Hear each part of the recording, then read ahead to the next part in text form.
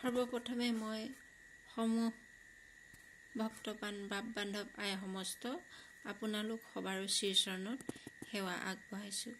আপোনালোকে আজি বহুদিনৰে পৰা শৰণৰ বিষয়ে দুআষাৰ ক'বলৈ বহুবাৰ কৈছে, গতিকেলৈ মই আজি শৰণৰ বিষয়ে দুআষাৰ ক'ম আৰু আপোনালোকলৈ এই ভিডিঅ'টো প্ৰেৰণ কৰিছোঁ। তাত হয়তো বহুতো ভুল কুটি অপৰাধ হ'ব পাৰে, অজানিতে ভুল হয় মানুহৰ, গতিকেলৈ আপোনালোকৰ শ্ৰীচৰণত প্ৰথমতে সেৱা নিবেদিছোঁ। কৃষ্ণ।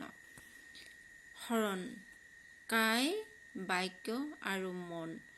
কায় হ'ল হৰিশ্চন্দ্ৰ ৰজা, বাক্য হ'ল অজামিল আৰু মন হ'ল গ্ৰাহ গজেন্দ্ৰ।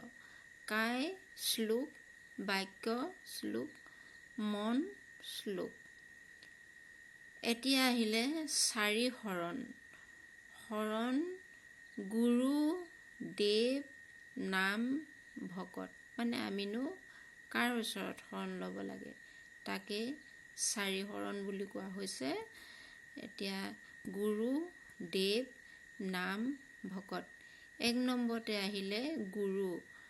গুৰু হ'ল শ্ৰীমন্ত শংকৰ হৰি ভকতৰ জানা যেন কল্পতৰু, তাহান্ত বিনাই নাই নাই নাই আমাৰ পৰম গুৰু। কৃষ্ণ।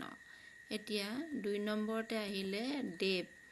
হে কৃষ্ণ তজু পাৱে পখিলো শৰণ, মই অনাথৰ নাথ তুমি নাৰায়ণ। কৃষ্ণ। এতিয়া তিনি নম্বৰতে আহিলে নাম। কলি যুগে ৰাম নামে সাৰ হৰি হৰি, ৰাম নাম বিনে নাহি আৰ ৰামৰ ৰাম। কৃষ্ণ। এইবাৰ আহিল চাৰি নম্বৰ। চাৰি নম্বৰ হ'ল ভকত।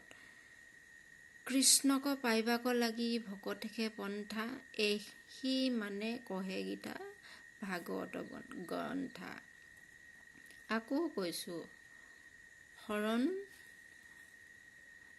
চাৰি শৰণ হ'ল গুৰু, দেৱ, নাম, ভকত।